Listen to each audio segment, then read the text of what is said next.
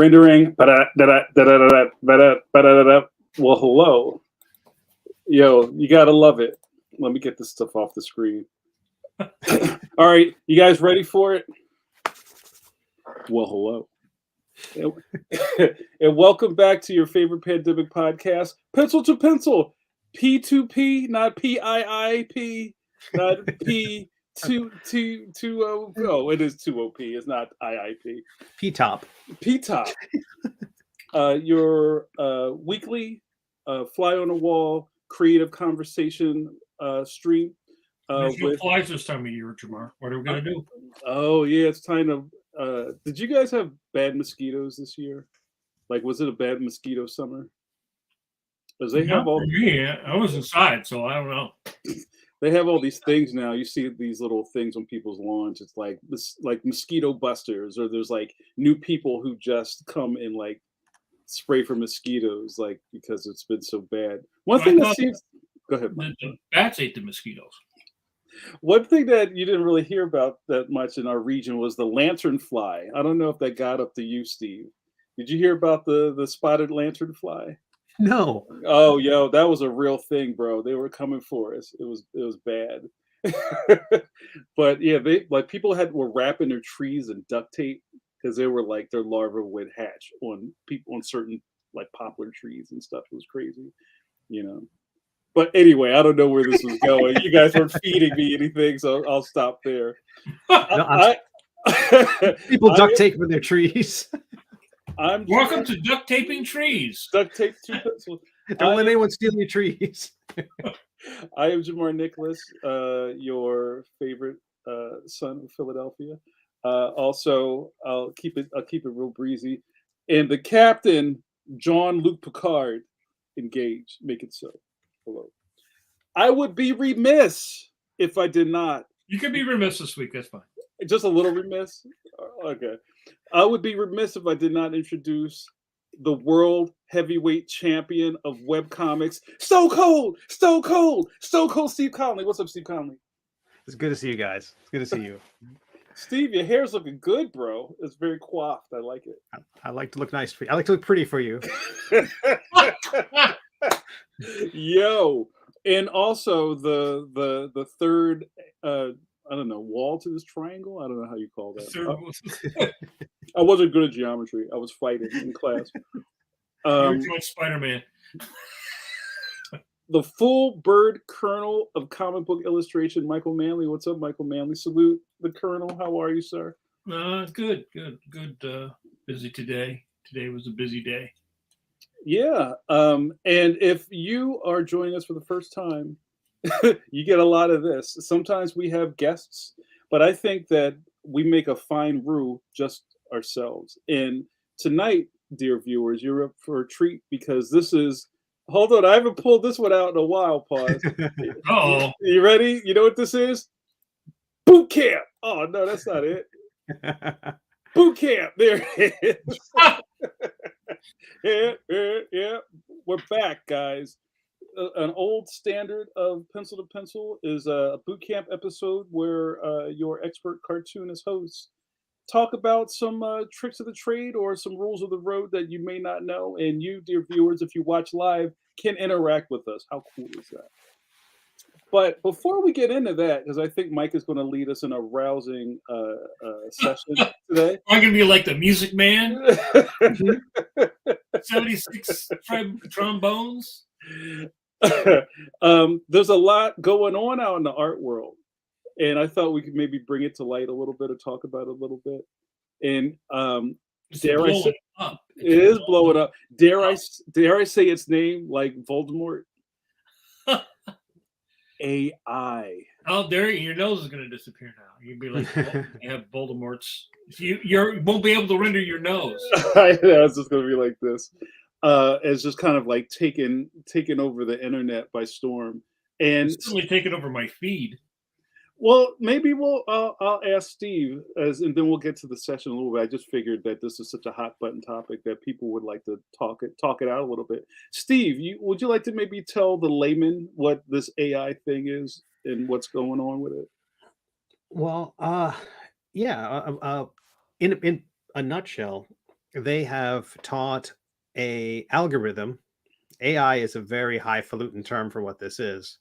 A algorithm to scrape the web based on the metadata of the images that it finds to assign it qualities. So, like, it's really hard to describe to a computer what a banana looks like, because again, Right. there's various types, there's various sizes, colors, shapes, all that stuff, and how you can distinguish that from some other object. And basically, it has these these algorithms. Like again, AI, it seems to be like we're talking about Lieutenant Commander Data. We're not. We're talking about a search engine. Yeah. This search engine is scrape these things, assign these attributes, and from those attributes, it assembles your requests. So these systems, these AI generators, you enter a prompt. Give me a drawing, a pencil drawing of a thing, whatever you specifically want, and as crazy as you want. And it will attempt to interpret that and deliver to you what it thinks that is. And what that is basically a huge Google search.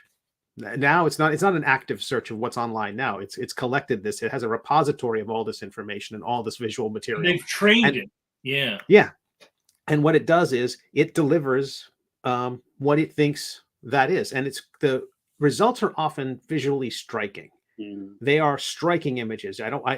People thought I'm an apologist for the system. I think it's undeniable that some of these images are quite captivating, especially at Amazon thumbnail size. I mean, you got to think some of these people are seeing these things on very small devices, and so stuff cleans up nicely when it's shrunk. In a way, this system, which again is scraping tons of other artists' material, also has also knows how to interpret things like draw it like James Gurney.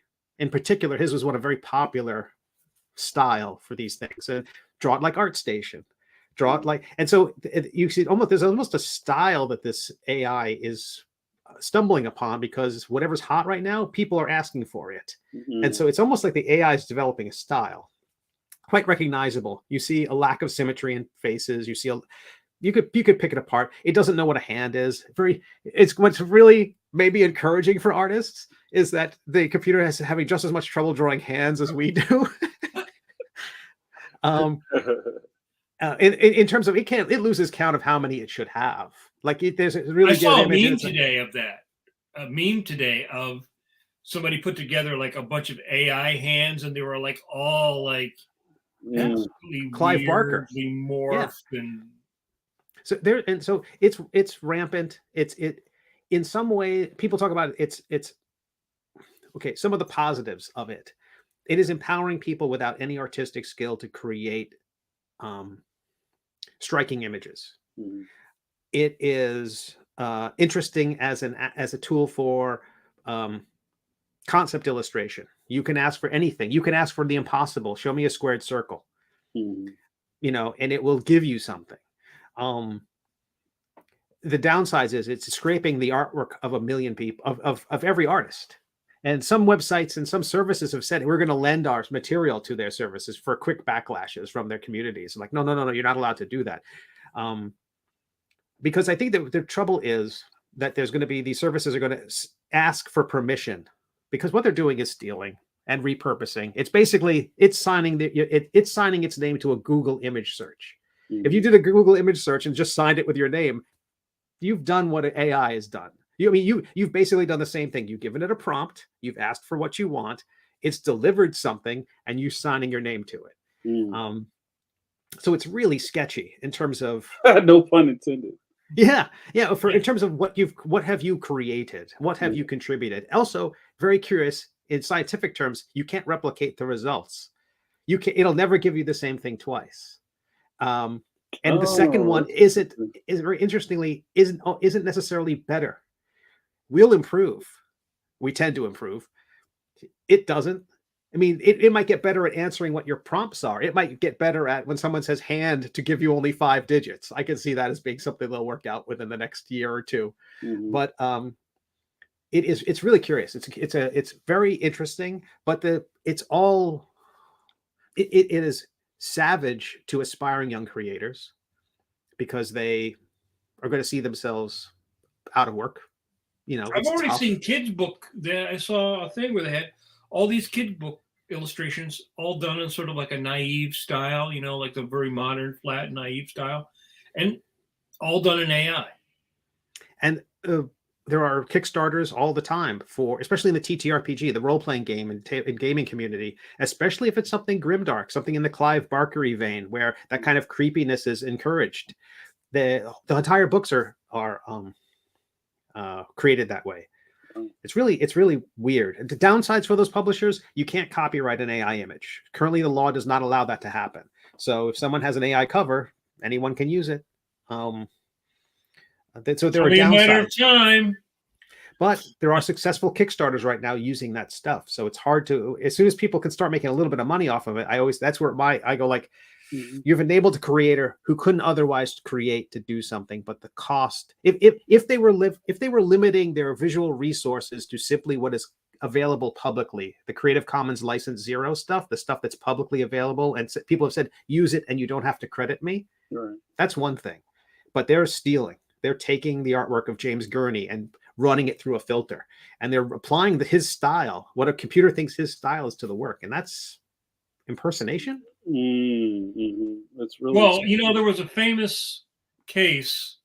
Well, there's two famous cases in music where they approached Huey Lewis to do the theme for Ghostbusters back in the day, the first Ghostbusters movie, and he declined. And they said, okay, we're going to get this other guy, and he's going to imitate Huey Lewis style and do the Ghostbusters theme. Right. And he took him to court, and he proved that they had basically macked his style. They copied his style.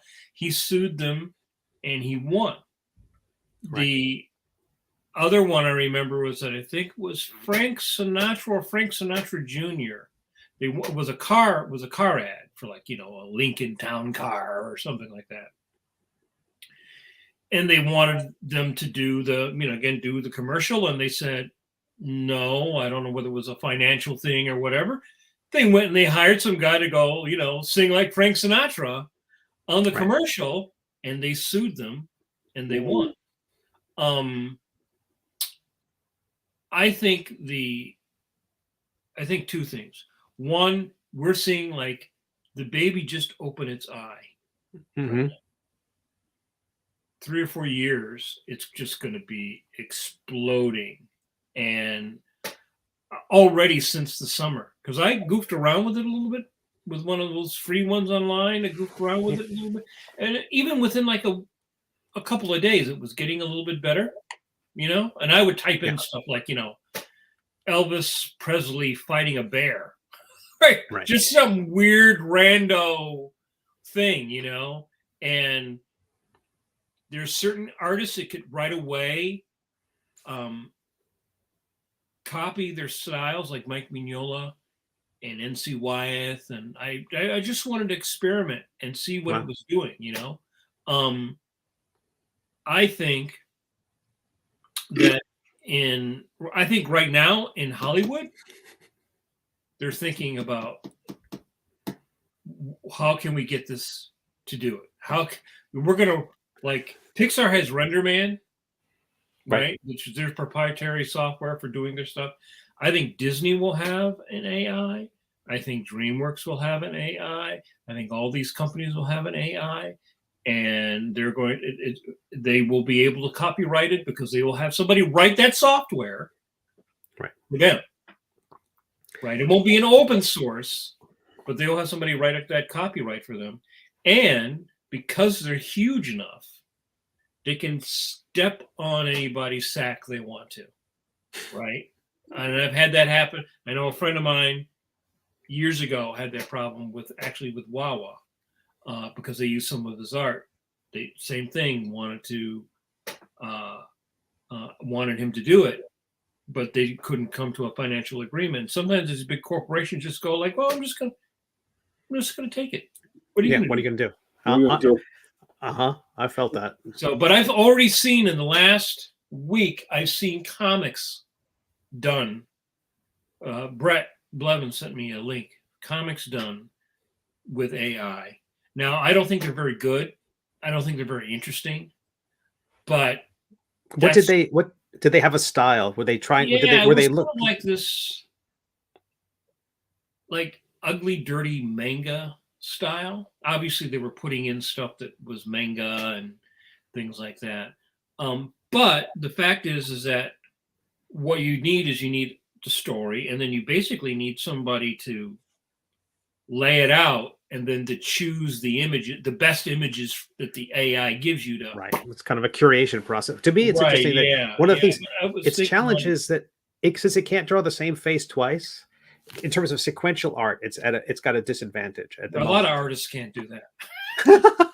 See, that's trouble with all the stuff we have. If we You can't do know, it, it can't do it. There's a Yeah. there's a lot of artists, I would say from the 90s, who could not draw the same thing twice. But were very popular, and they sold a lot of comics, right? Sure. There was a lot of crap in the 90s that was very popular, and it was not because it had amazing draftsmanship, right? I think once you're able to get the computer to, okay, this is the formula. Now repeat this formula, turn this formula, light it this way, light it that way. I think it will just get more and more sophisticated. Sure. But what it's doing is it can only advance as more artists advance. Like, it can only be James Gurney today, right? So if James Gurney never did another painting, it's frozen, right? Just like people who would copy artwork in the old days, right? Like you copy Neil Adams style, or you copy Jack Kirby's style. You're basically copying something that the artist had already done, right? It's not growing, and you tend to take the most exaggerated elements of style. But I do believe, and so many of my fellow artists really believe, that it's going to decapitate a lot of the industry. It's going to decapitate certain parts of the industry more than others, and so I don't think it's a morally, I don't think it's a good thing if you're doing it based upon not paying people to copy their style. If you go to the Frank Frazetta estate and you pay them 10 grand a year as a license fee, right? Then at least they're getting some. But if you're just saying, no, I want a barbarian, Conan, monster, fighting, full moon, blah, blah, blah, blah, Frank Frazetta style. Well, then, I don't see how that's fair. There's a couple of comments. Notorious JRD in the streets. JRD says, obviously the big issue is theft of artist work. Gurney, Kim Jong-gi, and many more. Plus, the popular apps have usually, excuse me, questionable policies that no one is reading while AIing their avatars. There's a lot of that happening right now on social too. People who are like picking with it. Hey guys, look at me. Sure. Yeah. I think this is a super hot topic thing. Hot topic. It's a hot pocket issue. It's a hot topic. Sorry, I just had oral surgery. I'm a little out of it. So I do have a couple of questions, because I was talking to another buddy, and we were talking about, and mind you, I feel like this is a beast that is a lot bigger than the ones we've seen before. But it seems like every now and then there's another kind of like monster that comes out of the forest that the village has to deal with. At one point it was people swiping people's artwork and setting up at the comic book convention. You remember that? Like, well, how do you know did he draw that Wonder Woman? I don't know, but he has it on a canvas, and I like Wonder Woman, so here's $50. Right. Ethically, is that right? You know what I mean? I even went. Well, hold on, right? And I even went back to clip art. Remember when clip art came out, and people were like, "Yo, we're going to be out of business because you could just go to Print Shop Pro and clip out a dude pointing like this with a sign in his hand." You know what I'm saying? But we got past that. So I'm wondering, is there any kind of like, I don't know, is there any good to be seen here, or is this the end of everything? How do you guys feel about that? Well, clip art sucked. The curious thing about this that overall, it mostly sucked, right? And it was like, you know, the church down the street's going to do a little ice cream social, so they go and they find a hand on a disc, you know, and they put it on there. But I mean, this is like completely different because it can.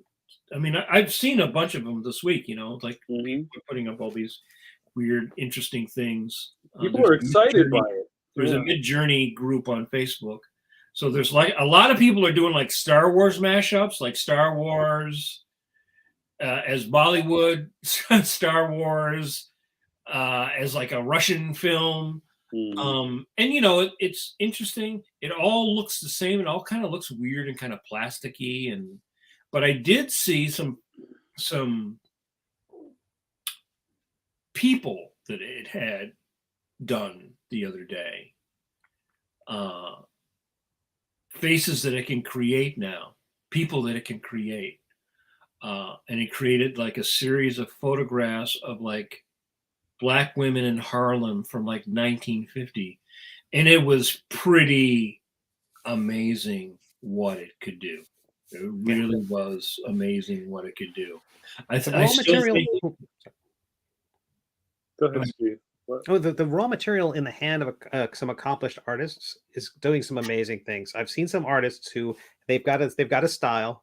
I know their work, and suddenly there was this massive change, and it was the introduction of AI. So Mm. they do have a modicum of they do have the skills, they do have the chops, they're able to apply things like they're using it as raw material, but it's the source of the raw materials that is the ethical problem. The the problem of the future of trying to make a living in a world where anybody can type in "give me a Van Gogh," you know, and how that might affect art. The biggest thing for me was how this is going to increase the value of physical art. We hope. I We hope. I you can't. It's the until robots pick up a paintbrush. Um, there's something to be said for it. It got me back to drawing with pen and ink. When I saw this come up like in June or whatever, I was like, first of all, I said I also two things I said was it I'm saving all my anger for the day I see a print wall at a comic con that's all AI artwork. Then I will be angry. That day I will be enraged. Uh, but also it got me picking up a pen again. Let's create something that you can't prompt it. I have to sit down and do the work. What size would you like your Van Gogh, sir? I also think there's something to say with us kind of moving with the flow of the water. There was somebody on my Facebook wall said earlier there's a lot of rails about AI and everybody has an opinion right now. That's why I find it so interesting. But I'm thinking of it more about just kind of how like time moves, technology changes, things get more accessible and easier for Nana to use. I love Nana. Shout out to Nana. Right. And a perfect example is the camera. Everybody's cell phone has a camera on it, sometimes more than one.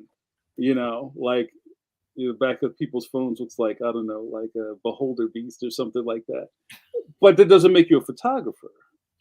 You know what I'm Right, but a saying? lot of photographers a lot of people with photography degrees suddenly lost a lot of work. You know, a lot of photo departments of newspapers in this modern age got gutted because everyone's got a camera on their phone. But And the whole photography business is a hobby. Like, you know, my dad, you know, had an enlarger, a dark room. And you can't get the chemicals anymore. You can't find the paper anymore. I mean, all that stuff. The people who do that now are mostly fine art. Now it's become fine art because, Mhm. you know. But I mean, I'm just thinking that in 5 years, if you can type in Miyazaki, Disney, Mobius, Naruto style, but and it can spit out something that is good enough, good enough The other thing that I said this on my Facebook was that there are some people that will steal other people's styles, steal other people's artwork on purpose because they can do it, because they're assholes. And there are people that like to do it. There was that guy, supposedly, right after Kim Jong-gi died, had taken his artwork and was doing that stuff. And then people kind of got on him, and then he became more strident about wanting to do it. And I've already seen that. I've already seen people arguing like, well, who cares if they steal your artwork? Who cares if they, because they have nothing invested in it. They didn't build anything. So for them, if I can come along and just push a button, I don't have to build anything. Screw you. I don't care about you. I don't care about all your 10,000 hours, right? Well, and I think that's the danger here, because I've said this forever. We live in a right-click save as world, right? We do. And if there's a way that you can screenshot it or capture it or click it or put it in your pocket, it's yours as far as people are concerned. So this is just a whole new fight that we have to deal with. But also, I'm glad that we're talking about this, because I think it's important for anybody who was a non-creative or civilian, as I like to call them. It's really up to us to try to kind of educate, if your aunt Petunia is making a bunch of AI portraits of herself and just enjoying her Sunday afternoon at the table, is there something to say to her about this? I think as long as the stuff is watermarked in a way that says it's AI artwork, not AI artwork, AI images. It's not art. It devalues the word art. Because it's an AI image, and as long as it's labeled as such, we're not going to forbid it. The system's never going away. But I think having a responsibility and an honesty about it. Some of those artists who posted the work and they just posted it and they said, some of them signed it. I thought, if you're not comfortable saying it's AI, that points to a problem, right? You can't own it. You can't. And signing your name is there's another joke was that we have to sign our work because it's a confession. And I think if you're confessing, it's not your words, it's not your thoughts, it's not who you are, it's something else. It's this sausage. And like James has a comment, I'm going to pop up here. Sure. If I can click. You could see that very quickly it will feed on itself. Yeah. Right. And so you could see a very blandening as, especially as trends continue. Like if this becomes the hot style, and then, oh, wow, everybody seems to like that. And as it kicks out more of that stuff, and as less new things get created, the gene pool gets smaller and smaller and That's smaller. what I was saying earlier, right? It's like, if it's like, it can only make art by picking the bones, right? Right. You can only rearrange those bones so many ways. Now, maybe people will do it really, it's good. I mean, it's going to be here. It's not going away. So I think the only thing you can do really is you have to continue to improve yourself as an artist. You might use it as a tool. You may not use it as a tool. There was that digital divide in the 90s where people were like, I'm not getting a computer, and I don't want to have Netscape, and I don't want to, and then like eventually everybody said, even working in comics, and comics was like the caveman, of publishing being drug in.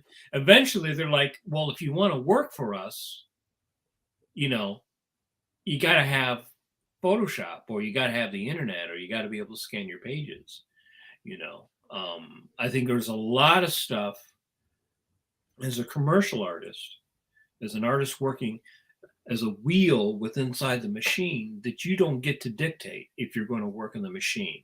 You can say, I don't like it, I don't think it's right, but I can tell you, every single cartoonist of my generation working today has had to absorb so much of what Marvel and DC or the other publishers did as production, just as the nature having to do the work the way that we do it now. You scan it, you have the software, you got to have the high-speed internet. I mean, when I started, I drew something on a piece of paper and I sent it in, or I took it in and delivered it. Well, you don't do that anymore. Nobody takes their illustrations in. Almost nobody takes their illustrations in anymore. But what do I got to do? I got to go out to a place and scan it, right? So no, you scan it and you send it to me, because I don't want to have to go.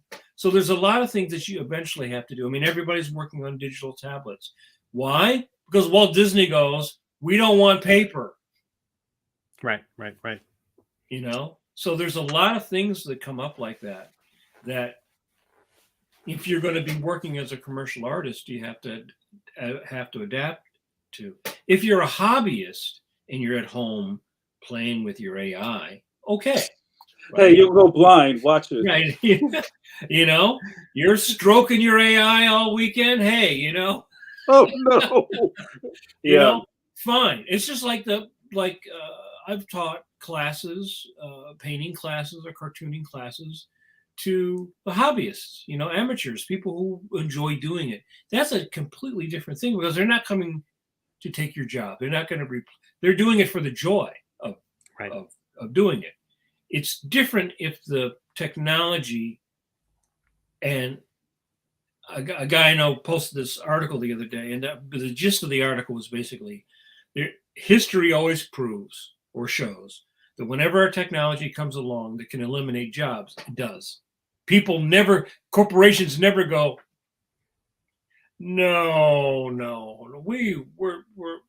not going to do that. We're going to keep all the people losing fingers in the shop. Don't worry about it. You know, you know that's, and so you just have to, I think, train yourself, work. You know, if you're a Sid Mead or a Mobius, if that caliber of an artist, you keep elevating yourself, you will always have work, because you're always going to be at the top of the pack. But if you're like, just, you know, if you kind of suck, if you're like a C-level artist, I think what it's going to do, honestly, is hurt schools. I think it's going to hurt art schools. You know, a lot of these art schools that illustration programs that you charge so much money for, if AI can eliminate a lot of those jobs in the industry, why are you going to go to a school when the computer can probably replace you? Right. And you know, I'm like leaning the other way with some of this. Like, I hear you, I feel you, I'm in it. But I just keep thinking about how many of these waves have crashed against the shore, and we dealt with it. Remember, you used to go to Office Depot and there was a spinner rack of like shovelware software, and one was how to draw your own comic book on your computer with had the frames and the panels, and you could put the little mannequins in there. Doesn't make you a comic book artist, but the stuff was there. So I think there's some light here at the end. Yeah, I don't think it's a disaster. I think it's to me it's the time we talk about it ethically. You know, it's just like your iPad. You want it to be created as ethically as possible. No, is this the part of the podcast where we go and we cut to some future hellscape? We're like, I was totally wrong. No eyebrows. well, hold on. Before we're going to get to the boot camp, but our buddy Tim Fielder, our resident Afrofuturist, checks in and says, "Hey, fellas, I love AI. I'm so excited about the possibilities it opens for my process, and also the trick to using the AI I'm finding thus far is being proactive with your own custom visual prompts. It truly does make a difference." But see, that's different. That's. But I do think it absolutely right, because you instead of typing text prompt, you can upload a graphic and say do something with this, and that's a different system. But I still think the ethical thing is to credit every piece of the computer could do it. It knows it's paper. It has a paper trail. Give us a list of ingredients. Who did you those ones and zeros? You'll never know where it came from. You know, here's the artwork, and here's a list of all the people whose work we took bits from to assemble it. And if you're cool with every name on that list, then I think that's the thing. I think to me, it's like, I don't want to, there's some people I don't want to include their meat in my recipe. You know, I'm addicted to watching reels on Instagram with people who cannot cook, and people like doing reaction videos. This one lady took a brick of cheese. I'll change the subject. A brick of cheese and then covered it with milk and macaroni. Oh, I saw that. Yeah, And I think I sent it to you. Yeah. And then laid it with hot dogs and Ritz crackers. Who's eating this stuff? Americans. All right, you guys. Last thing we'll say real quick, and Tim added to his thought. But James says, I know some concept artists who are excited about using AI as a quick thumbnailing tool, but I don't like the ethics of it in general. I think we're all kind of leading to the same direction. But I think it's something to be on the watch for, and this isn't just like another photo filter on your iPhone. This is a big deal. So I think we should all tread lightly with it. Yeah, and I'm saying all these ethical things through a device, and I don't know how this Mac was created through, How many Google. people died so we could do this podcast? Yeah, 1,000 Bothans died to get this information. and Tim always has really great things to say. I see you, Tim, but we're going to keep it moving. Yeah, so I think, thank you guys, and thanks for helping us with this discussion. We have a session for you, and kind of stemming off of what we were just talking about. This isn't AI. This is Mike Manley. Who's I am a computer. Going to lead us into, well, you are rendered when I bring in the Kakang. So, Mike, why don't you get us started on our lesson tonight? Okay. Well, I was thinking, like, well, what do we want to do for the boot camp? And I was thinking, like, what are what's the most important thing about telling stories in the comic book format is the layout process, where you take a script and then you go to the layout. That is the most creative process. Not the rendering, not the drawing per se, which is important and can be a lot of fun. But that thinking process is important universally, regardless of style. Whether you're doing a cartoony style, you're doing a realistic style, the layout process that's where the rubber hits the road, where you take a script and you turn it into magic, and you turn it into a visual. And when I was teaching the classes, I would always say, there's a thing that happens with someone who's very good at telling a story in comics or in film or even in music. There's like this, it's like an alchemy, right? You take this recipe, this way of working, and eventually what happens is, when you're reading the comic, you fall into that world. You fall right into that world. You're not going, oh, I'm looking at a drawing of Spider-Man. I'm looking at a drawing. I'm reading a word. You fall into the consciousness of the creative person. This is not a pipe. Right.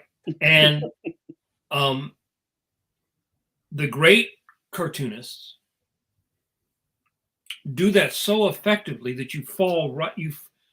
You fall in right away. Conversely, if it's not a smooth blend, you kind of fall out of it. You kind of you get to a point like, well, maybe there's a drawing, or maybe there's a panel, or maybe you're not really connecting with the story, and then you don't enjoy that comic as much. You go, oh, I liked the art. It was like we all watch films. Same thing. You watch a film, you're into a story, and then something happens, and you go, what? And then you kind of fall out of it. And then once you fall out of it, you never really fall back into it.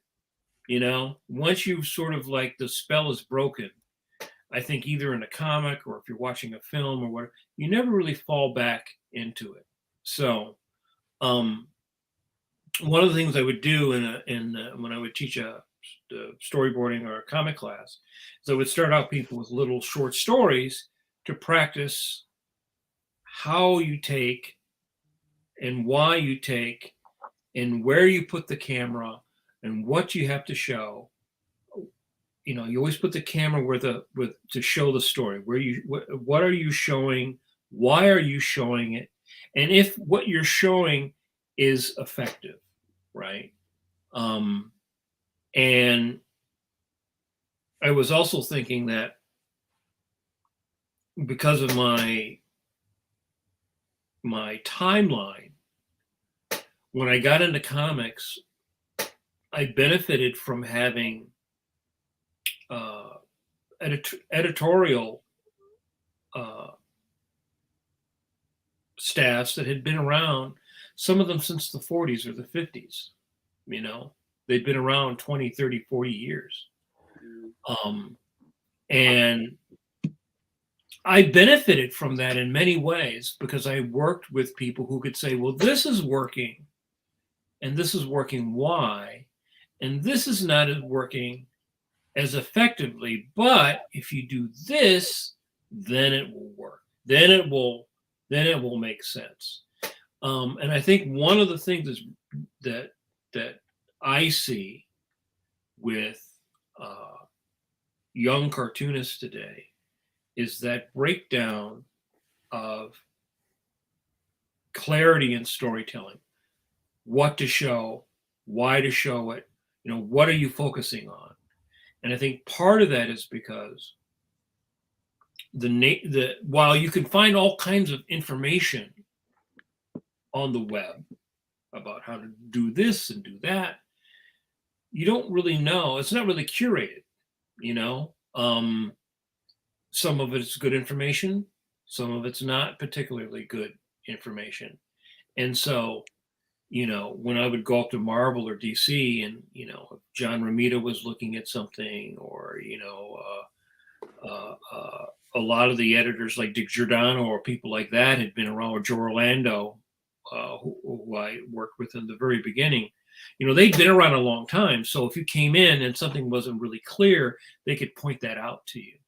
So my friend Is there Mimi, kind of is there like philosophically, is there like a sentence that they said that this is like you hit a page and this is what you got to keep in mind? Like is there a rule that you follow? Is it, I know at this point it's probably just like music to you. You just pick up an instrument and go. But is there kind of a you know, this is it. You hit a page and you need to think, you got to make sure that this can be read upside down, or, you know, if you don't have an establishing shot, get out of my office. You know, I don't know. Is there something that well, you know, there were different theories or different ideas about, you know, what is good storytelling. You know, like Jim Shooter used to carry around an old Marvel 2-in-1 Captain America. Was a guy called the Acrobat or something who was impersonating Captain America. It was a Human Torch thing. It was drawn by Jack Kirby, and it was in the early '60s. So it was before he was the dynamic, stylized Kirby. It was more like what his stuff was in the '50s and the early '60s. Smaller panels, 6 panels a page, smaller figures. You could see everything. Everything was like a medium shot. So you could kind of read the story visually, right? You could read everything, especially with superheroes or action. You could just read it. And if you couldn't read well as a little kid, you could still go, oh, I can see what these characters are doing. So the thing that was always told to me in the beginning was that it should be like looking at a silent movie, so that you can tell what the person is doing without a script, right? Without a script, you should be able to follow along the narrative and be able to go, okay, I see what the person is doing, right? And that was probably the most common thing you would be told. Right. Um, That's great. is that you should be able to read a comic visually, right? Now you may have something going on visually, so I would say that's like one rhythm. But the character may have an interior dialogue like Spider-Man. So he's fighting Dr. Octopus, but he's not saying, I'm going to punch you, Dr. Octopus. He's Right. talking about, Aunt May's liver pills, right? And he's talking about something else. Right. Right. So, but you can still tell what's going on in the narrative, right? The character may have an interior dialogue or maybe talking about something. Now that's, like in a superhero comic. I still think, and I'm going to show some examples here. Even like the European graphic novels like Tintin or Tintin, Tonton. you can usually tell what's going on without. I don't read French, right? But I could look at those books and I could tell what was going on.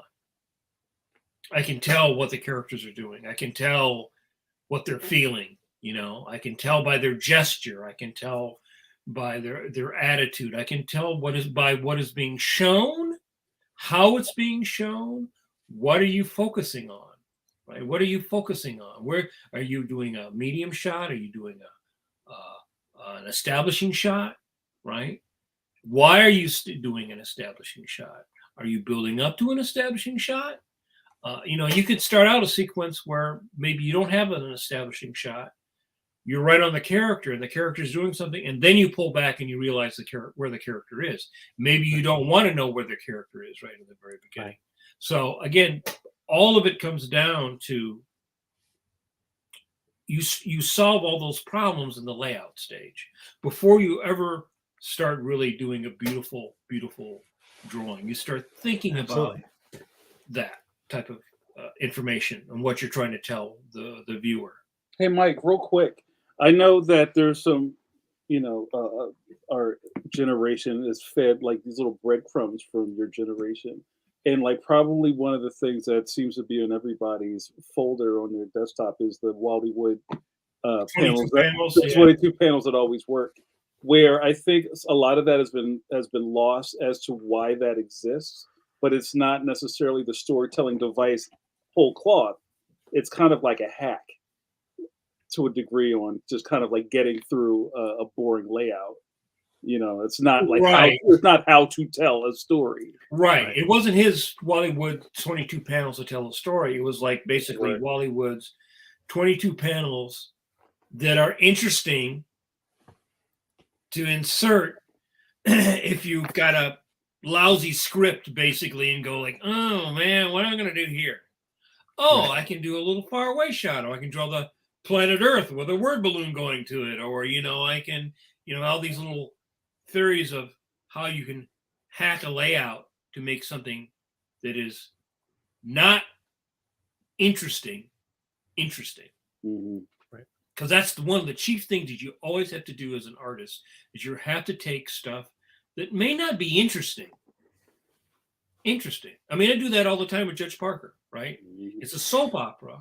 It's usually never interesting, right? It's usually people standing around and talking, right? It's usually, we're driving in a car, right? We're sitting in a diner, right?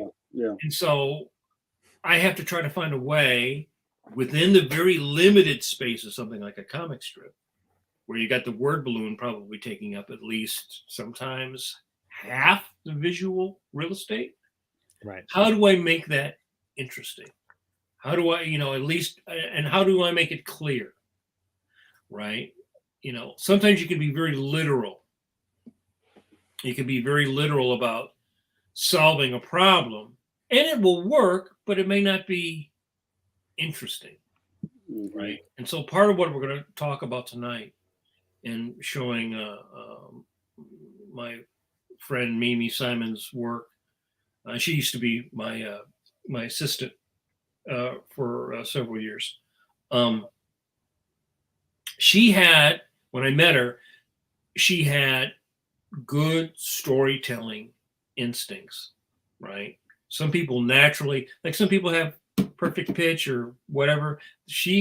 And even her drawings as a kid, because I saw some of her drawings as a kid, had interesting ideas. Like she was a storyteller, even as a, because she would choose angles that like a regular kid would never would just maybe draw people like lined up, Yeah. you know. But she would choose like an angle on things, you know, even though it might be a kid's drawing. You were thinking like this person has something, has that storytelling instinct, right? And so it's always to me about trying to take your instincts and make them better, right? Make your, try to make the story as interesting as possible.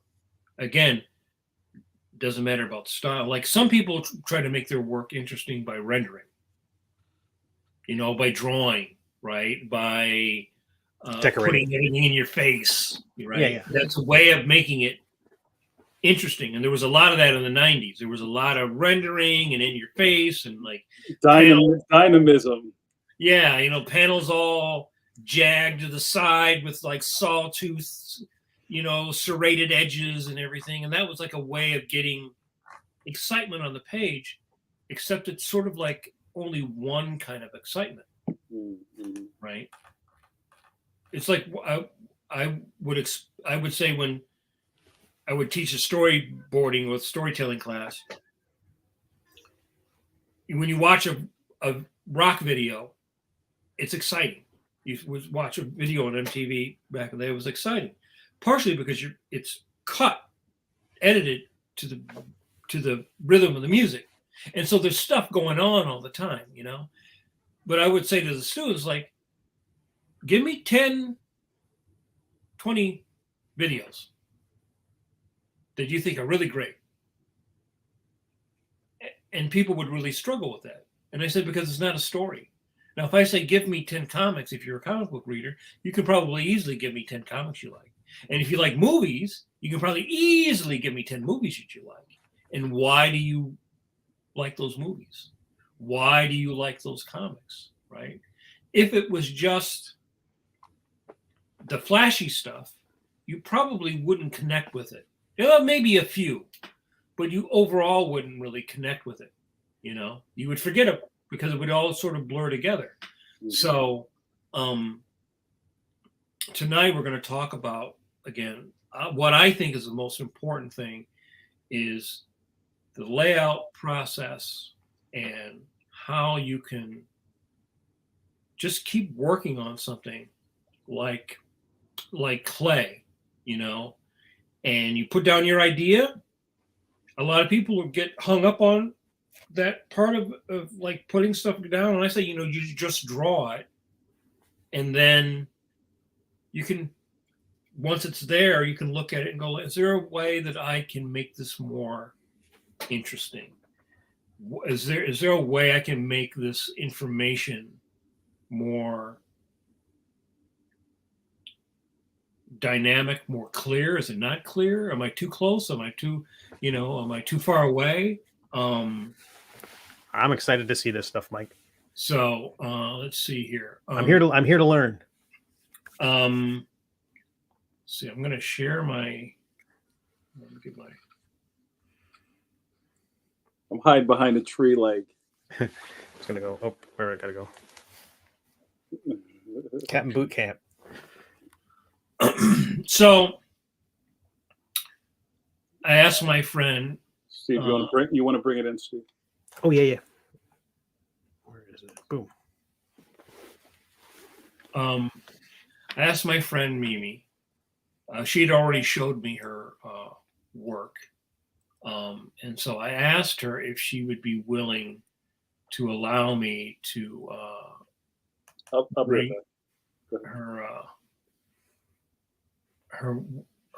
show her work tonight, and which is a pretty brave thing to do. A lot of people wouldn't want wouldn't want to do that. So she's working on this 5-page story of like a lollipop princess, and she wants to get this scepter or magic wand that her mother used to have. And so starts out in a library. So here's a very nice down shot. And these are her breakdowns. These are Mimi's, yeah. So these are Mimi's thumbnail roughs, and figuring out how to do the storytelling. So these are real quick roughs, and she's also she really sets the bar high as far as challenging herself to draw these, like a library, and world building there. And so that's also I think really important, is to challenge yourself all the time. So you start out with a establishing shot, and then you had the librarian and the little princess girl, and I guess they were putting books away, and then they go over and they see there's a fireplace, and then there's the picture of her mother, and I guess there's the scepter up there. So these are real quick, fast thumbnails. And the great thing about, once you have the information down, you can start thinking like, okay, how can I make this better? Does this work, or can I plus it? And then here you see her pencils, and why is this not? Oh, here we go. She added a panel in there. Yes, she did add a panel. And what is this thing not working now? And perspective, all that's very important. And so there's a lot of things in this establishing shot, like the scepter, where the picture is, you're in the library. There's a lot of work she's setting herself up for a lot of work with this, just even on this first page.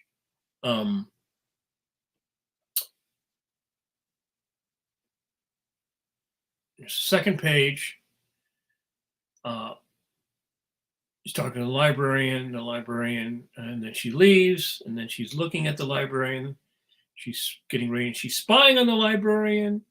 I guess the librarian leaves, and she basically wants to get the scepter.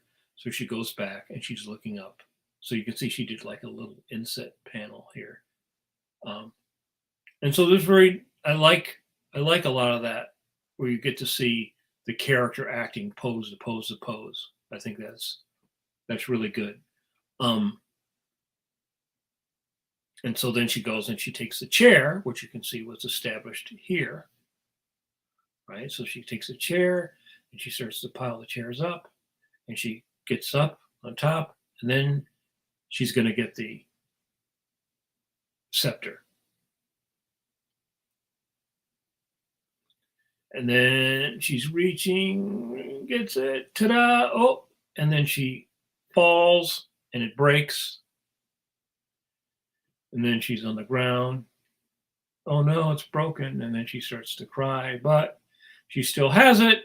Ta-da! She still got what she wanted. And so I thought overall breaking down of the action was really good.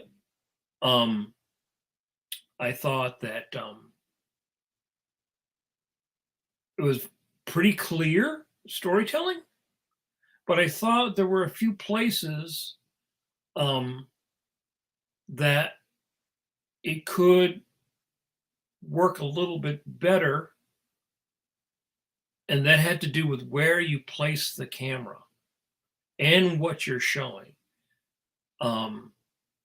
And so I went over her work, but before we go over that, I wanted to show some other artwork. So I think Mimi's work is very much in the vein of classic children's books, which he loves.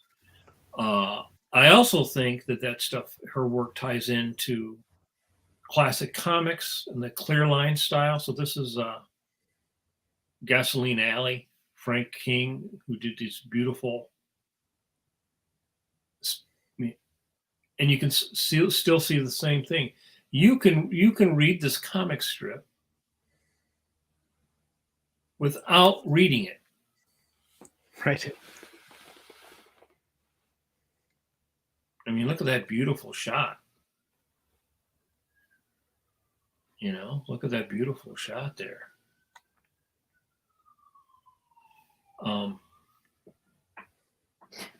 Just beautiful.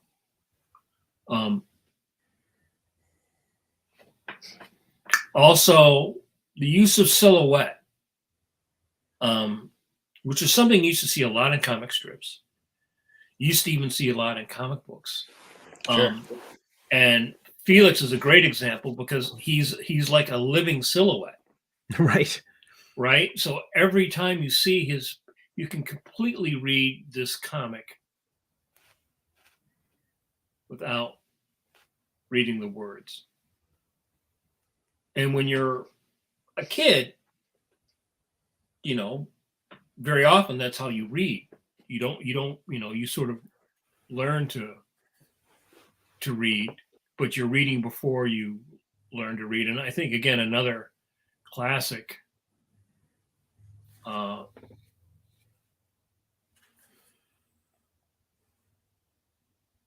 I thought that this work related a lot to what Mimi does, because she likes to do stuff with kids and fantasy. And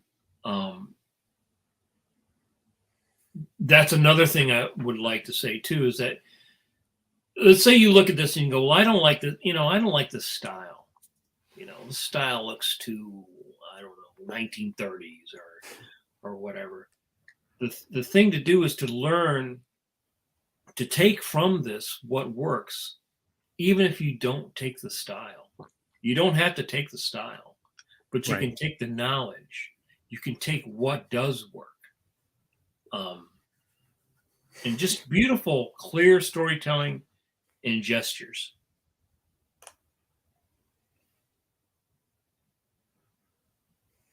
Again, another great.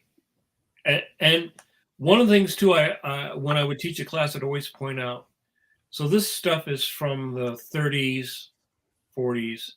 This is the stuff that influenced manga, which is in turn what influenced anime, was the stuff that was being done in the newspaper strips. Because you can clearly see the same thing going on here with Tintin. Just beautiful, clear gestures, drawings. Like, maybe I don't, this is all in French, maybe, so I can't read it, but can I tell what's going on?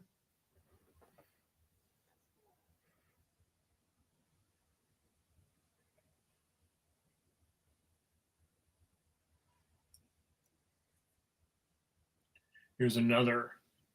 No, I didn't really like the stuff when I was a kid. I didn't like Richie Rich, because it was like, seemed like it was too kiddie for me, Of course, I've grown to appreciate that artwork now. I just bought a bunch of Sad Sack comics. Not too long ago. I remember that. Yeah.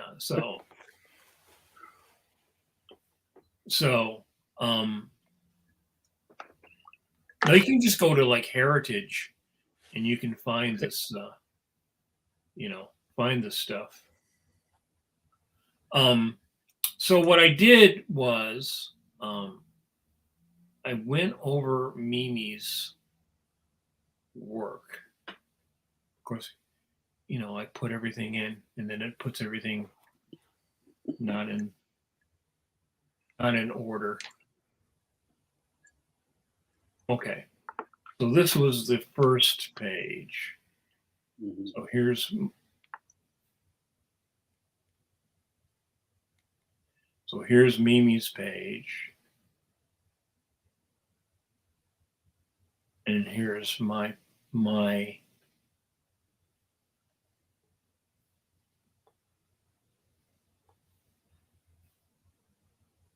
so I thought where did it go now?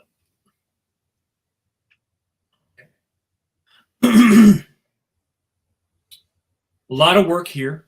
I thought initially that if she took a couple of these shelves out, it would give her room to put the people in there because they were all very narrow. And so if you made like one less, it would make that bigger and it would be easier to fit the characters in there. Now, she did this really nice drawing, lady on the ladder, handing her a book, and you've got all these books that you're drawing. There's a lot of work, right? Same thing here. A lot of work. And so I was thinking, like, Need AI. yeah, I don't want to draw all those books. Right? I don't want to. I mean, this is a great shot, but I don't want every shot to be drawing all these books, right? So, put my thinking hat on, and one of the things I always remember was a saying by Joe Kubert, which is you put the camera where the camera wouldn't be. And that makes things interesting. So I was thinking, where could I put, okay, you read this and that's a great silhouette. It's a great silhouette. You see the lady, you see the little girl, that's a good gesture, everything. But I don't want to draw these books, right? And then what's important? They've got a cart and they're putting books on the shelf. The little girl's handing the librarian the book. So I was thinking, what if I took this, but I put myself on the bookshelf? Mm-hmm. So I'm looking at the bookshelf. I can take this very graphic thing of the ladder. I could actually make this actually a silhouette. Same thing of the little girl handing the book. And then I only have to draw a few books. Right? Mm-hmm. I don't necessarily need to see the lady's face there. I can see her face in the next one. Right? So you're sort of building up to it. Yeah. And she has a cart, so they're taking books off the cart. So I can have her, hey, hand me those books, and you can see she's getting the book off the cart. You can see the lady here. I'm cropping this out. You can see a little bit of the ladder, a little bit of the bookcase. So I'm thinking, like, where I do what I call the fly around, right? Where I go, like, where do I put my camera to save me time in drawing, but still get the point across, Mm-hmm. right? I don't want to have to draw all those books. We've established these books here.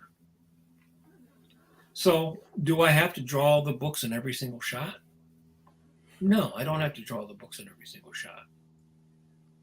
And then this shot, when they're leaving, you can add a little bit of the fireplace, you can edge of that, top of a bookshelf, and you can see the cart with the books, right? Mm-hmm. And then Mimi's shot here, looking up was good, but I thought, well, if you added a little bit more perspective to it, then it would really look like you're looking up Mhm. and you can move them down a little bit so you don't have to draw the whole body, right? And then you can add the just a piece of the cart, sort of tie it in, right? Because one of the things you're trying to do is always establish where the characters are. Sometimes you only need a piece of something like that to let you know where you are, right? Mhm. And I just sort of like thought, well, the hand might be up a little, and then this gesture of her going, "Gosh," I like Mhm. lift your shoulders up.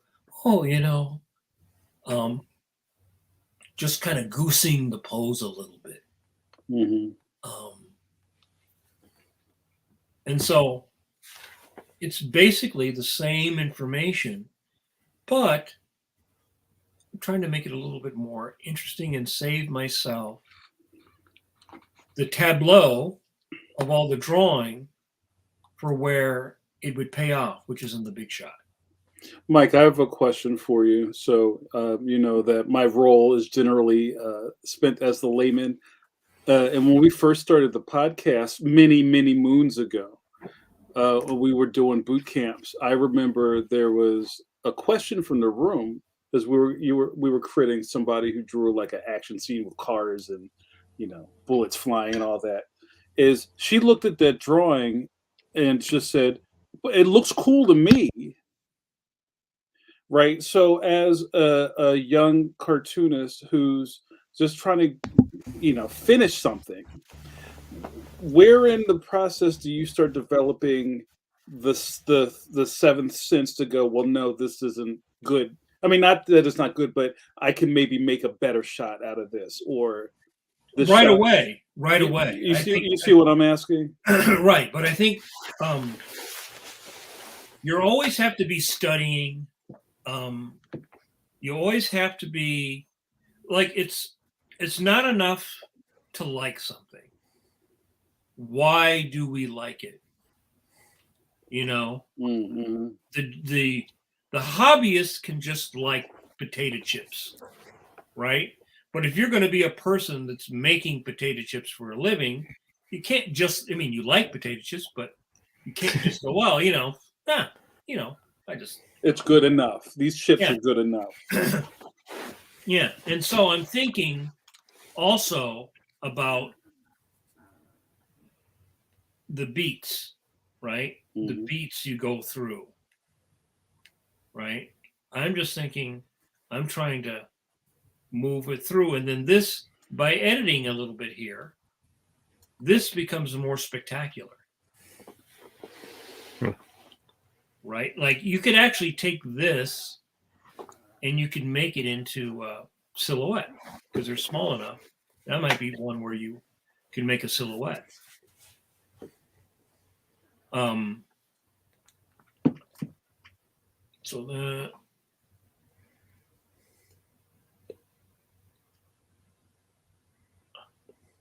so here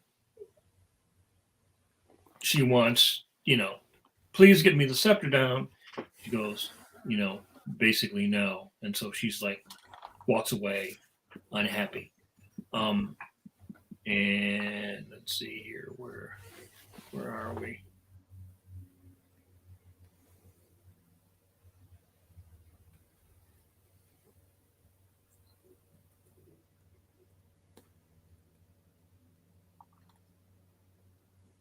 I think I'm missing one.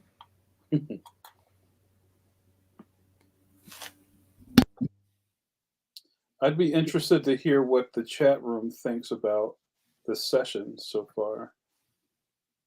But it's always a good thing when the chat's quiet. That means they're paying attention. Right, right. Here, let me stop sharing for just a second. I can find that. Well, in designing your pages, when you're writing your own content, do you place the balloons when you're at the thumbnail stage? I noticed those layouts didn't have word balloons, or they did in a couple of instances, but not many. Yeah, so that was one of the things I did mention to her. I mean, she has her story, but she didn't really block in her her type. Now, one of the things I always do when I do something is I always leave room for the word balloons. And so I say you should, you kind of have to draw in a word balloon shape. And I try to do it so that you get a big enough area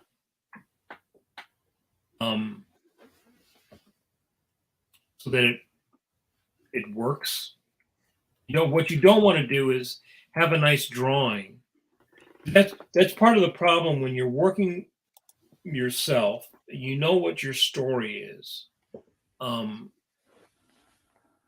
but nobody else knows what your story is. And then you go to write your story, and then later on, when you write your story, you go like, "Oh man, I don't have enough room in this balloon. I drew this really awesome shot, and now I have to cover it all up."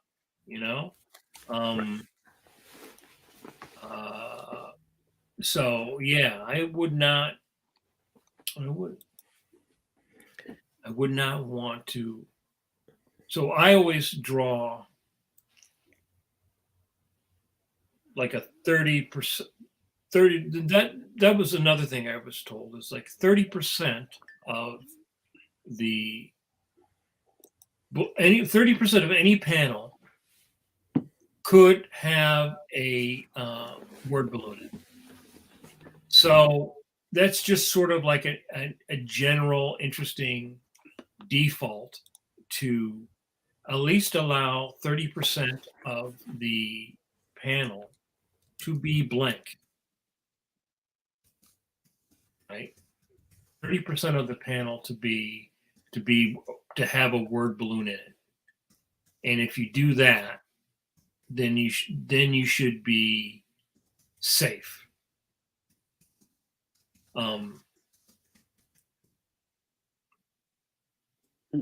Is making sense? Yeah. Hey, Yeah, Mike. sure. Mike, I don't know. I mean, I don't know, Jamar. I mean, do you do the same? Do you when you were doing Leon, you wrote a full script, right? Yeah. But I did a lot of back and forth where I always feel like the thumbs come first, and then we all know, and I've talked about this before, that my brain was rotted by Yo MTV Raps. Right. So my visual camera is very like, that's exciting to me. Like yo, Kirby Hand, right? That's a lot of me in it. So with that in mind, I'm always trying to pull the camera back. And Clip Studio is a godsend because I reduce things a lot. Like I'll do thumbs and then I'll just like shrink it down.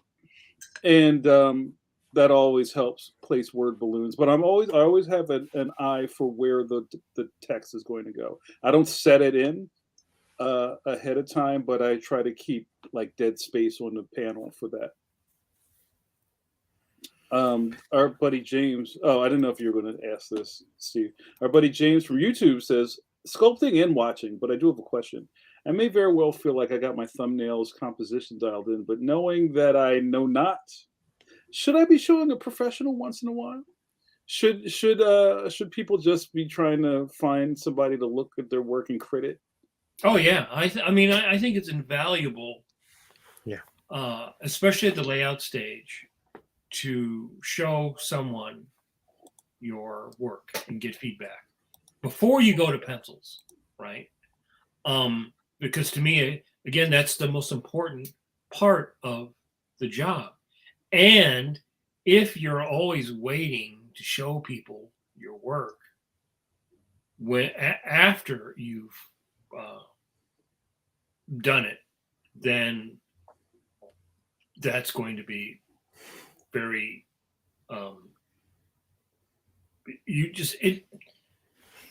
it's like, oh, someone told me I should have added vanilla to this. Why does it taste good? Shut up and blow out your candles. Right. But That's my right. mom, I cut my gums. Shut up. Shut up. Just rub some scotch across it. You'll be all right. I'm with Shelley on this. That I think the best comics I've done have had the balloons and text done first, where I leave lots of room. I love a big airy balloon. I heard that. I heard that about you, Steve. I like giving the text a lot of room. I don't. Mhm. Yeah, and you're really good at it. So, So I did find that the second page. Steve, you want to put that up? Yep. Let's zoom in. There you go. It's a nice zoom. Okay. So, what are we looking at, Mike? So this is her second page. Mm-hmm. And I did a sort of a little down shot. One of the another interesting thing is very often when you're dealing with kids, you're dealing with having people that have that are of different sizes, different heights. Yeah. And when you do that, you always end up having to deal with the fact that someone is going to be short, someone is going to be tall, and it's giving me a hard time. Anyway, I thought, well, you got to have maybe a down shot or an up shot. I remember when I was storyboarding on Tarzan, you had the monkey and you had the elephant, and they were like always in like all these scenes. And part of the problem was the monkey is on the ground, and the elephant's eyes are like 10 feet in the air. Mm-hmm. So you always had to find a way to get the monkey up to be able to talk to the elephant, right? He's got to hop up on a rock, or you got to do a down shot. When you start doing down shots of characters, it can get complicated sometimes. Complicates the drawings.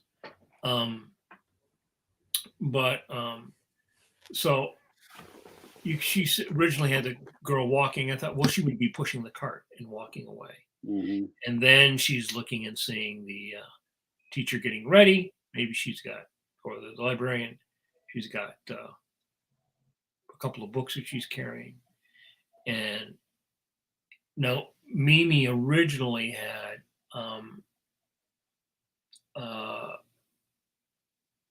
a shot of where is it?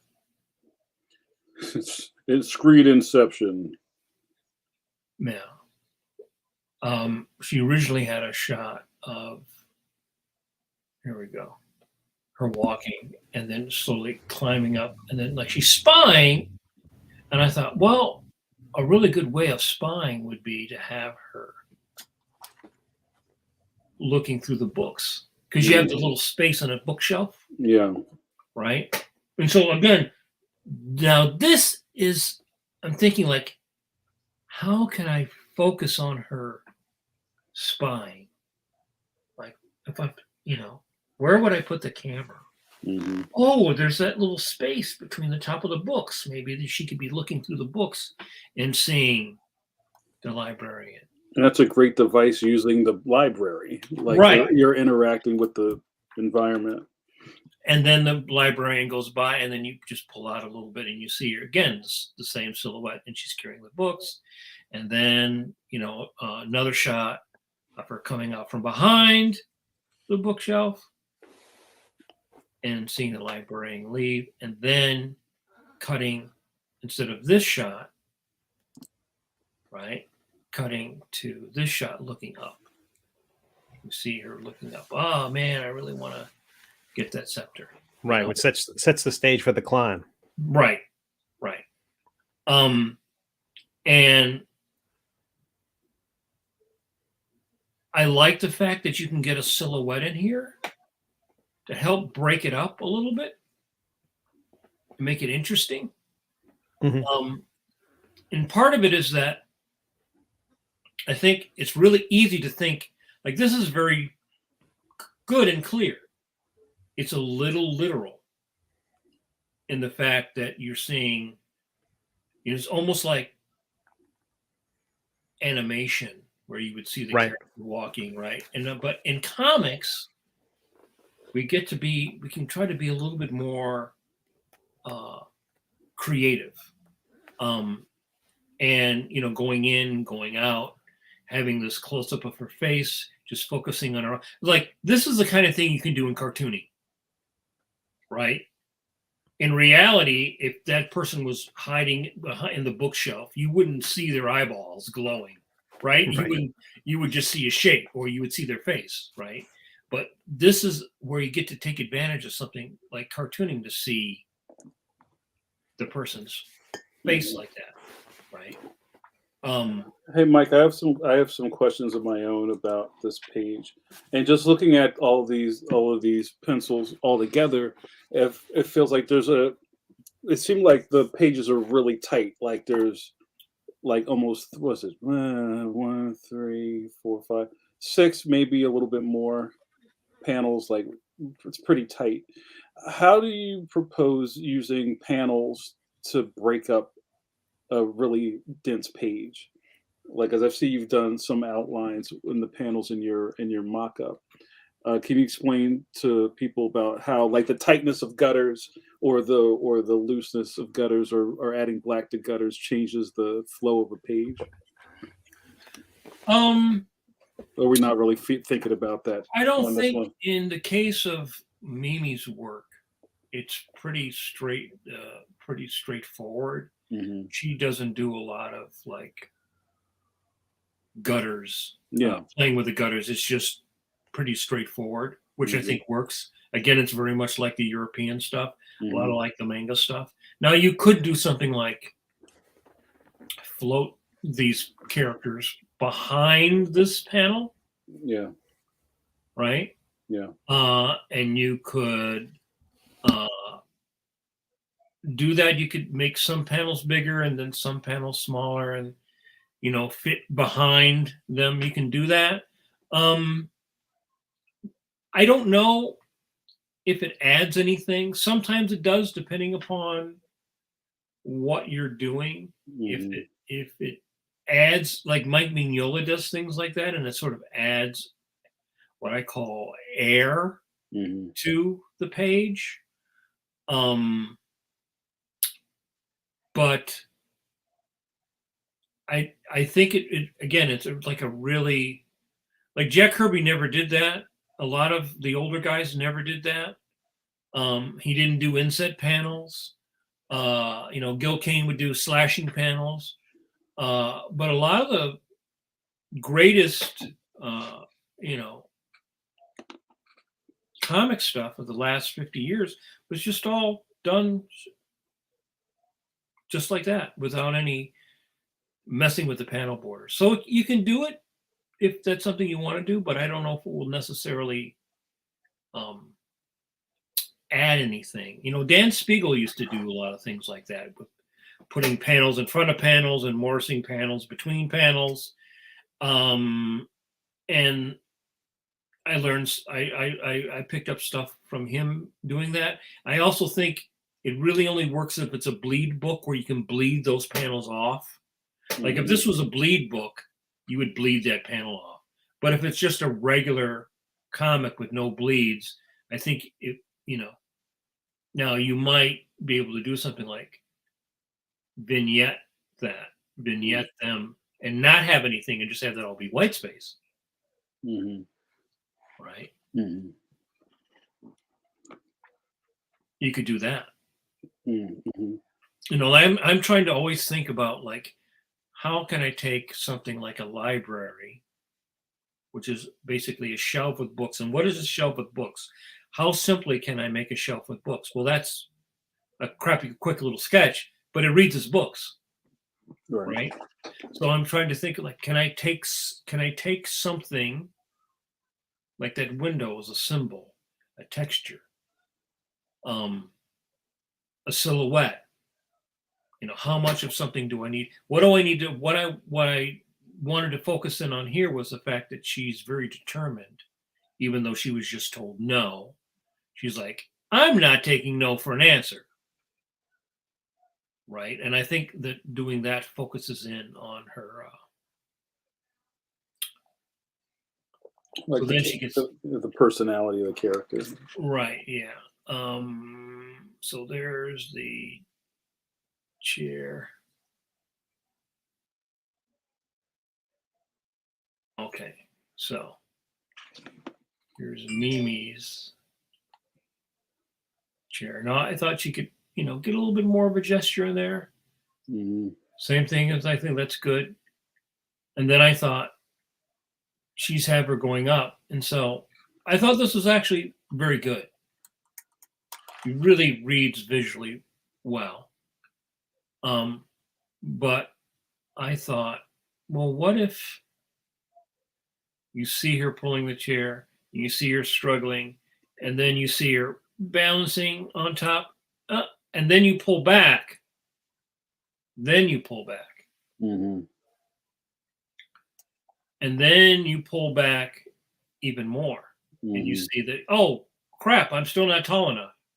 And I thought, well, maybe if you made that all of a silhouette, again, then you sort of frame that, and it adds a little dynamic to it. Mhm. Because but this and this does work, but it also seems A little redundant. static. Yeah. It's a little static. Yeah. It's a little static. So, and then here by pulling back and getting that little bit of perspective, um, and I was saying, like how do you want the chairs to stack? You have to figure out how you want the chairs to stack. You know, um, Mhm. Yeah, I almost want that stack of chairs to be on the page flip. I want that to be, a page of building and building and building and panicking and next flip and now teetering. You know what I mean? Like that. Like the yeah, Yeah, yeah. yeah. To kind of hide because it's tough sometimes when the suspense you're building up to is revealed on the page, and it's often the biggest thing on the page, so people will see it before they even start reading. So it's tough. so then here's her page, which again, it's very clear and reads. Yeah. Yeah. Um, and then I kind of went over and said, maybe reaching, reaching, and then you get a little closer and a little closer, and then, push the pose a little bit more perspective, and then you're close on her, boom, boom, boom. And then when she falls, you got to kind of work out the gesture. But maybe where she falls, you could even have her, like that, teetering back, arms. She falls, so she visually gets lower in each panel, Mhm. right? So this is where vertical, when you think of something falling, you think vertical, not Sure. horizontal, Mhm. Yeah. right? So by just taking that and making those three frames horizontal, it actually adds momentum to her falling. And then the last panel, which is sort of the biggest panel on the page, is like, oh no, the scepter falling and breaking. It breaks, right? Right. Yeah. I like combining those two into one. That's excellent. I have another question about her style, which is, I guess, to use the phrase cartoony, classic style, but also do you have to keep a mindfulness about the squash and stretch that you're giving these characters? Um, just because maybe her style doesn't allow for that. Like, I'd be curious to see what she thinks about some of your choices here. Just because I think it's a mindset of how you tell stories, and also maybe the universal ideas of how your world works too. Would you have the super long arm trying to just reach? Visually it looks interesting, but does that break a rule in that? You know what I'm saying? Yeah, yeah. Well, I mean, she's not super exaggerated type of cartoonist. Yeah, that's I'm kinda always what I was going encouraging for. her Yeah. to be more exaggerated, to be more cartoony. I mean, that's the great thing about comics, Right. right? Mhm. Like something like Dexter's Lab or Powerpuff Girls, or or even Charlie Brown. I mean, like that's a pretty extreme style. It's cute, but Right. everybody has those short little arms. They have the little teeny tiny legs with the giant Yeah. heads. I mean, there's certain ways of expressing that you can do with a cartoony drawing that you can't do it if you do it with a realistic drawing. Right. That actually used to get me as a teenager, because I loved Jack Kirby and I loved Neil Adams, Mm. and in some ways they were polar opposites. Adams convinced you, and he made things dynamic because of the way he drew things, like how Mhm. he rendered things, Yeah. the angles that he would choose, the lighting he would put on things, right? And Curry would do the same thing, but he would, he didn't have anything like realistic anatomy. He was a total cartoonist. He would exaggerate anything, and I loved both of them so much. But again, they were so opposite. So when you're like, well, how can I take, the dynamics of Jack Kirby, but then put the drawing of Neil Adams Mhm. over the top of it? Sometimes you can't. Mhm. Sometimes you can't take Neil Adams and put it on top of. Sometimes you have to be able to break. You have to be willing to break the rules to get Mhm. the effect that you want. Yeah, I So felt that way about Sky Masters when Wally Wood was inking Jack Kirby. I felt like it often looked like a 3D model, a 3D wrap had been put over a Kirby figure. It didn't feel like it always connected, especially the faces. They always felt a little off to me. Um, Mhm. there's just a disconnect there. Do you sometimes feel like when you're making it, uh, how much of this is, would you say, Mike, is empirically a better choice, and how much more of it is a Mike Manley choice? Would you say like this is the correct way to do it, or this is the way I would do it, or do you feel like Mhm. those are the same Mhm. thing? That's a good well, question, Steve. yeah, I don't, I don't know if there is any empirical way to do it.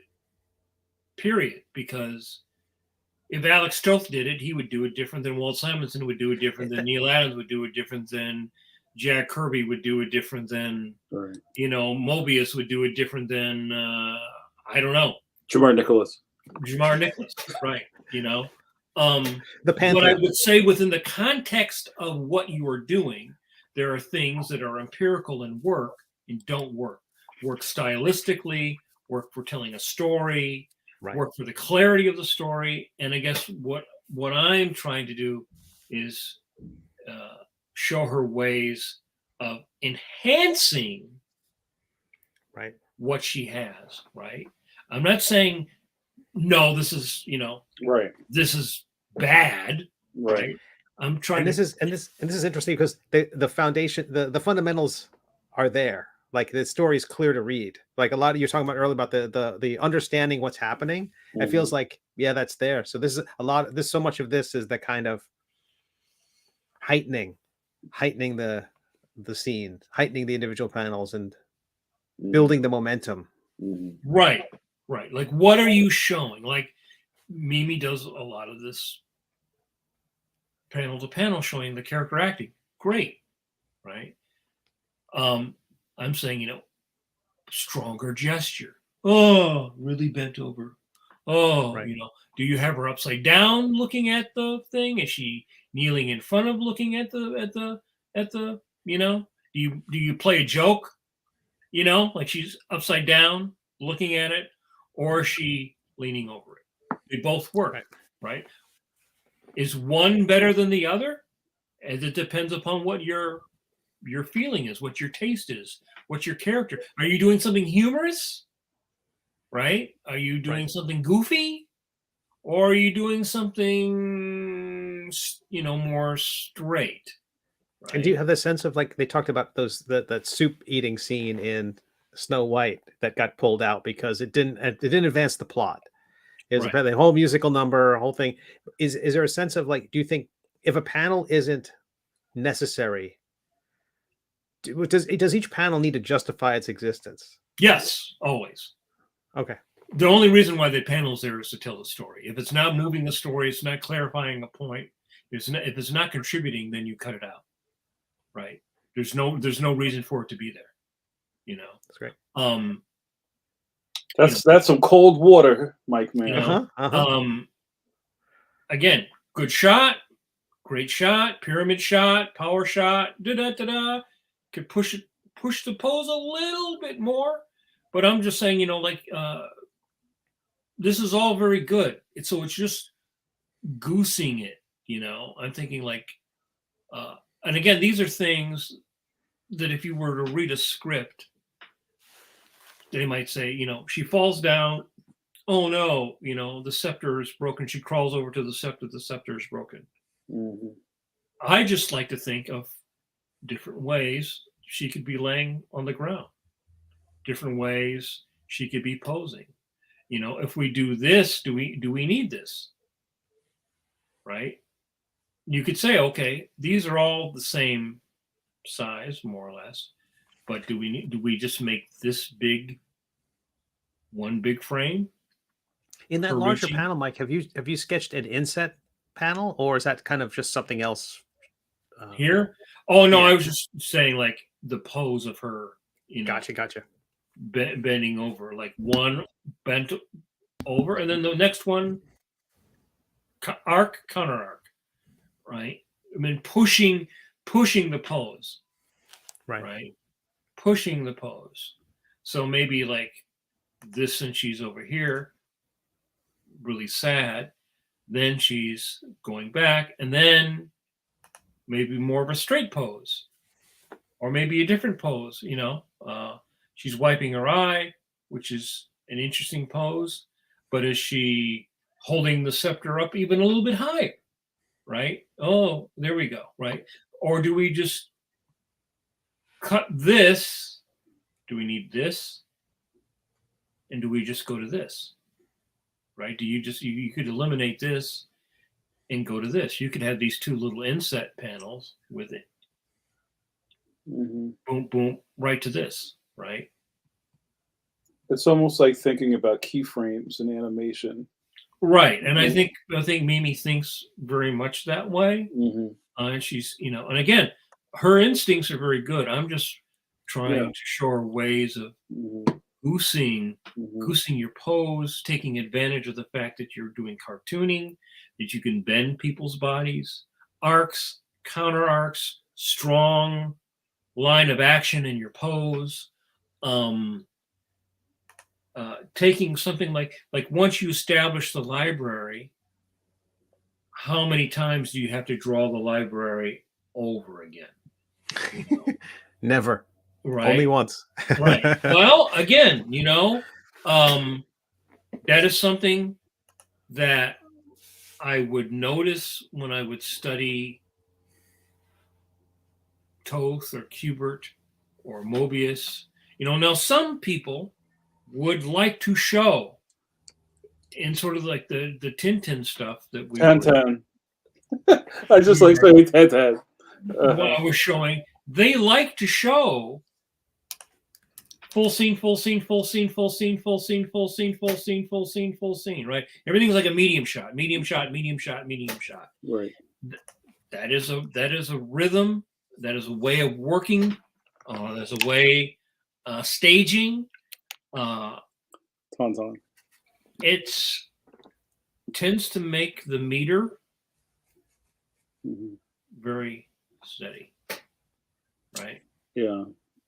Now, if you want to make it more dynamic, then you're going to go in and out and in and out. And why are you going in? Like I did on the face, because you focus on her thinking, I'm going to get that. Right. If you're just focusing on the eyes, the expression reads, right? So, I mean, that's what I do all the time. I would do what Mimi initially did, which would be to lay out something and then go, this is boring.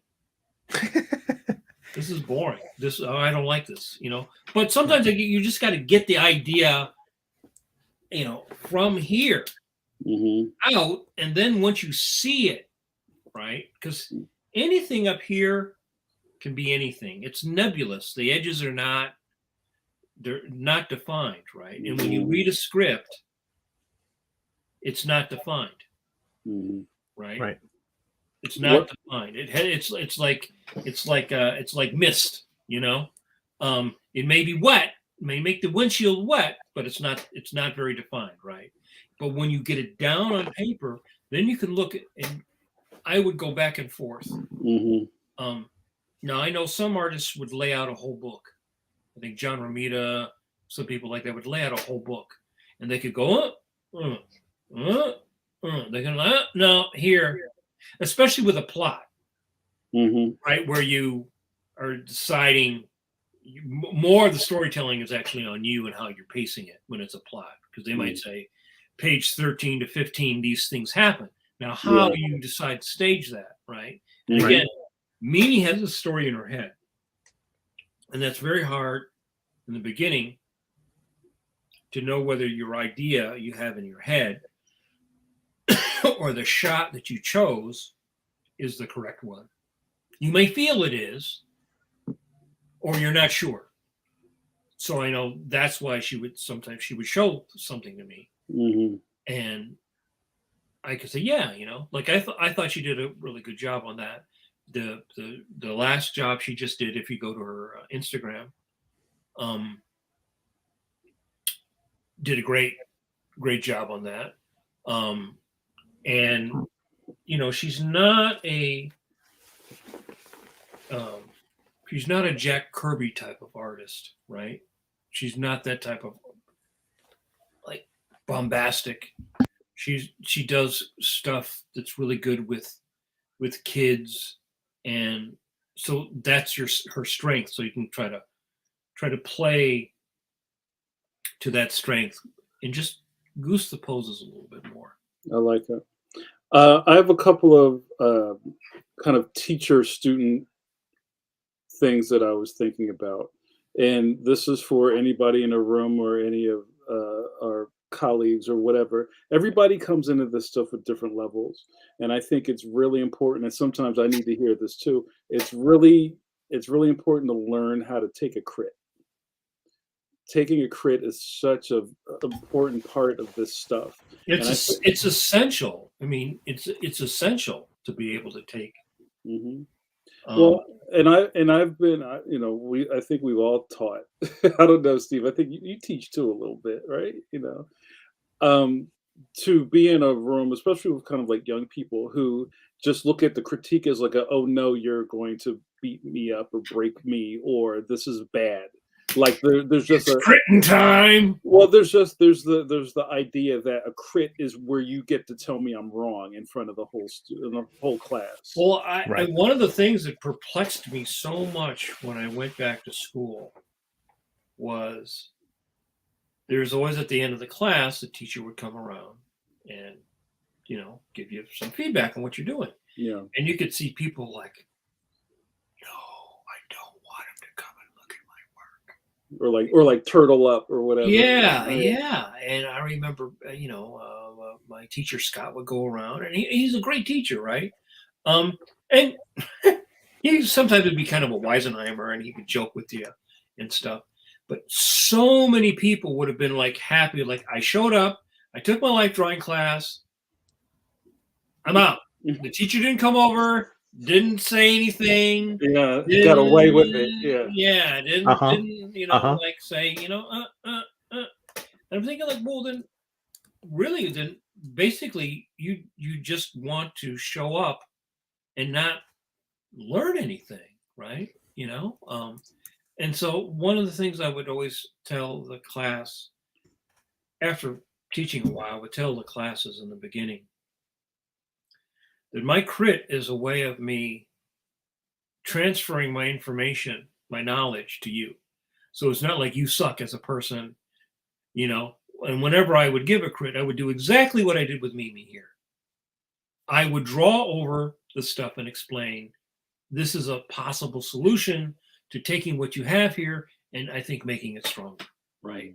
It's and but again, some people are just too thin-skinned, and those people never really go on to accomplish anything as artists because in school everybody's there. It's like an incubator, right? It exists to take the weakest little sickly chicken and turn it into, an award-winning blue hen rooster, right?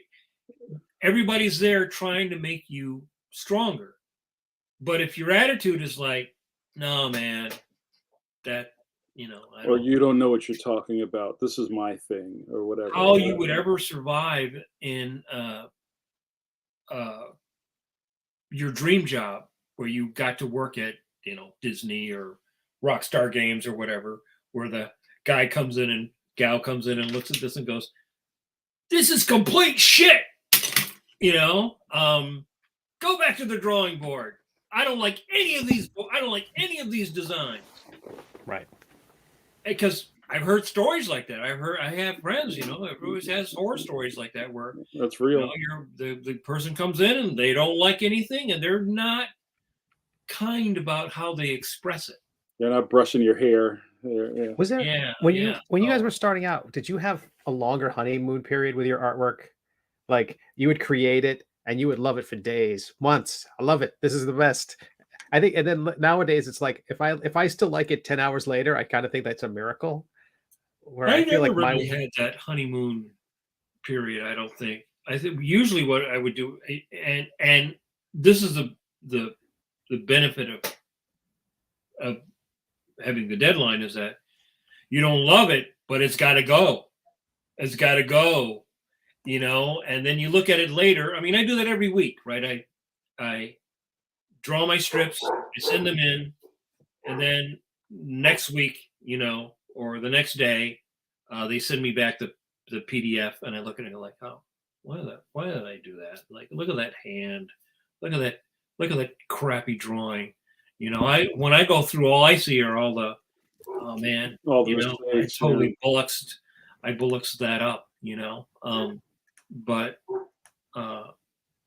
I think you have to, if you love it too much, then you don't grow. That's how I feel. Like if you're like, everything I do, as Jamar says, is chef's kiss, then I don't think you're being honest, and I don't think you're growing, and just, nobody likes to be criticized, but one of the things, because I was older when I went back to school and got my degree, I had to say to myself, well, if I'm going to go back to school and then I'm going to say, well, hey, I've been working 25 years and you can't teach me. Well, I'm not going to learn anything, right? I had to open myself up to other people's thought processes and their criticism, which I could later reject, but I have to at least listen to it, expose myself to it, or I'm not going to learn anything. So, the student, my best students I ever taught were people who showed me their work. And I mean, that's how I met Mimi, right? I met her at school and she sent me her work and I did a critique, and she actually worked on it and followed through and made the work better. Where a lot of students would say, and people you meet at conventions, and they would not go back and fix the thing. The next time. Next time. I'll get you next time. I'll gladly fix this Tuesday. Yeah, and I always use the sports analogy because I really believe that part of it is addressing what is weak and fixing it. Then you learn that lesson. Okay. Now I've learned it. You take that to the next thing. Just like in sports where you drill, you got to, run you're playing football and you got to run your pattern or do your pattern. And if you don't do it and you run 20 yards and turn, catch the ball, right? If that doesn't work, you keep working on it until you can run the, until Mhm. you can do the. But for some reason with art, it seems like so many people are resistant to that thing of actually redoing. And maybe it's an American thing because I've also had foreign students Hmm. who are all willing to do it. So I don't know if it's an American mindset. I've Right. heard that said before that American students were the most uh, Pratt. egotistical, Yeah, yeah. you know. Um, so yeah, I would think that if you redid it, then you would get better quicker. Yeah, my bit to that, and we kind of covered this, is I think there's especially depending on how young you are, or how much time you haven't had in the game, is the act of finishing something, and it took you so much brain thrust to finish something. Yeah. The idea that you walked by and said, "Oh, you know what? Can you make that bigger, or do that, or flip that?" It's like, you Right. don't know what I've been through to But get it's to this done. point. Yeah, but it's done. Isn't it done? Don't I get my Also, somebody the cookie other now? day, I was watching something the other day, and it's true. Like even the worst comic book, you could go out to the store tomorrow and look and find what you think is the worst comic book on their shelf. It's still of a lot. It's still a lot of effort, even to make the Yeah. world's crappiest comic book. Absolutely. Or even like the crap. Like you can go tonight, go on Netflix and watch like something that's just awful. There was thousands of hours applied to make that all, Sharknado or whatever. You know what I mean? There was a lot of, Absolutely. Absolutely. you know, uh, so yeah, and again, thank you, Mimi. That's a very brave thing to do. I mean, a lot of people wouldn't want to do that, wouldn't want to show their work, but I think Mhm. that if you're willing to do that, uh, you get better. It pays. It pays off. It pays Mhm. off to And a Mhm. lot of open other your. people would pay cash money for you to do that. That's right. Well, I'll take I'll take cash money donations. Um, What's your cash at, Mike? yeah, I mean, because we had done that before on the podcast in the beginning, where people would send in stuff, and I would Mhm. do the same thing. And again, to me, the most important part of a comic book is that part of the comic book. If it works there, you can make the drawing in any style. You can make it beautiful. You can draw with like Charles Schultz or Mobius or like you, Jamar Nicholas. Jamar Nicholas. The Pantheon. You know, um, but if it doesn't work there, it it doesn't work. I love it. But what a great place to end. Thank you, Mike Manley. All right, you guys, that was the phrase it pays. Thank you so much for joining us again for another rousing edition of Pencil to Pencil, your favorite pandemic podcast. We'll be back here, God willing, next week. Same bad time, same bad channel. Can we say Uh, the guest yet? Is it too early? Is it unconfirmed? I Is don't it think we're No, confirmed yet. it's confirmed. It's confirmed. All it's right, confirmed? then We're go gonna ahead. NBC News is calling it. All right, go ahead, Steve. What's the next guest? No, I wasn't sure who it was. I Oh, was. I don't. Is it? I I was. don't know who I is don't it. want to. It's Pat Olaf. That's what I thought. That's what I thought. I didn't want to say the wrong name or get everybody excited because I'm Okay. so excited for Pat to be there. Harry Yeah. Connick Jr. has decided to come in and Boo! I want Pat Olaf. That's hilarious. Yeah, I can't wait for next week. So, guys, thank you so much. Thank you. Thanks to Mimi for being a good sport. And thank you, dear viewers, for tuning in every week. Guys, if you have not liked, subscribed, and drop kick that alert bell, what are you doing? Fix your face. Go do that right now and tell your friends, because that's the only way we're going to get to 1,000 subs after 5 years of doing this podcast. Thank you guys very much. For my partners in crime, Mike and Steve, I'm Jamar Nicholas. And I have to say it, you ready? We're still in a pandemic, you guys. So please, please, please wash those curvy hands. Give it to them. That's fantastic. Oh, I like the curl, Steve. All right, good night, you guys. Good night, everyone.